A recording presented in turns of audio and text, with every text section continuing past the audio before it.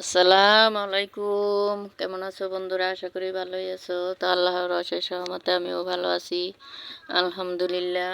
তো আজকে আমি টমেটো দিয়ে আলু দিয়ে ডাল রান্না করব। ডাল তো আমরা অনেকভাবেই খেয়েছি, তো এবার একটু অন্যরকম করে খেয়ে দেখব। তো আসলে এটা নতুন কোনো রেসিপি না, এটা অনেক পুরনো রেসিপি। আমরা এভাবে কিন্তু খেয়ে থাকি যখন টমেটোর দিন আসে। তো এটা কিন্তু ঢাকার মানুষ আরও বেশি চেনে বা খেয়ে থাকে, আর এটা কিন্তু অনেকটাই টেস্টি হয়। তো আমি কিন্তু এবার আলুগুলো কেটে ধুয়ে রান্না বসিয়ে দিয়েছি। টমেটোটা কাঁচামরিচ দিয়ে হলুদ দিয়ে লবণ দিয়ে আমি এটাকে বসিয়ে দেব। যেরকম আমরা ডালটা রান্না করি সেরকমটাই কিন্তু এটা আলু আর টমেটো দিয়ে রান্না করব।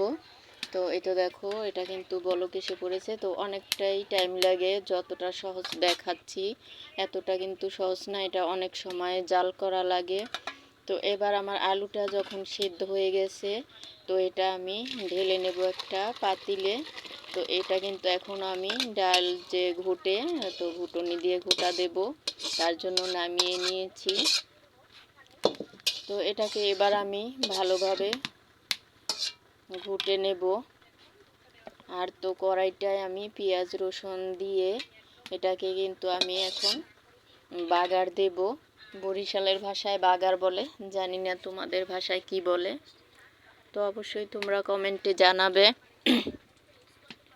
তো এই তো আমি তেলটা কিন্তু দিয়ে দিয়েছি, সাথে দুটো কাঁচা লঙ্কাও দিয়ে দিয়েছি,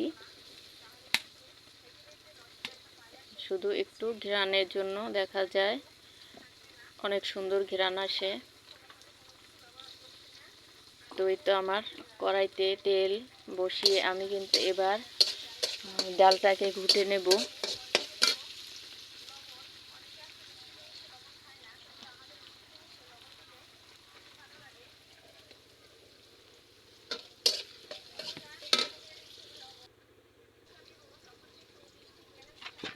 এটাকে আমি ভালোভাবে ঘুটে একেবারে মিশিয়ে নেব। এটা কিন্তু গরমের দিনে, গরম না, যখন হালকা গরম হালকা শীত থাকে, যেমনটা এখন, অনেকেই মজা লাগে, কিংবা আরও কিছুদিন পরে আরও মজা লাগবে। তো এই তো দেখো, আমার কিন্তু পেঁয়াজ রসুনগুলো ভেজে নিচ্ছি। এটা রান্না করতে বেশি উপকরণ লাগে না, শুধু লবণ, হলুদ গুঁড়া, কাঁচামরিচ, সামান্য কিছু ঘরে থাকা মশলা দিয়ে কিন্তু রান্না করে নেওয়া যায়। এই তো দেখো, আমি কিন্তু এবার বাগারটা দিয়ে দিয়েছি, সম্পূর্ণ ডালটাকে এবার দিয়ে দিয়েছি। তো আমার ভিডিওটা এ পর্যন্ত কারা কারা আছো জানি না, আছো নাকি চলে গেছো, তো থাকলে প্লিজ মনে করে একটা লাইক দিও। তোমার একটা ছোট্ট লাইক আমার কাছে অনেক মূল্যবান। তো এই তো দেখো কত সুন্দর দেখাচ্ছে, খেতেও কিন্তু অসাধারণ হয়েছিল।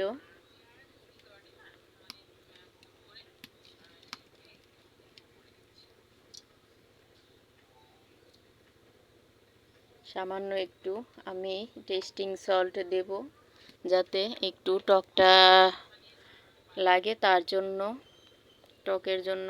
তো তোমরা চাইলে দিতে পারো, না চাইলে স্কিপ করে নিতে পারো। এই তো আমি কিন্তু লবণটা দিয়ে দিয়েছি স্বাদের জন্য।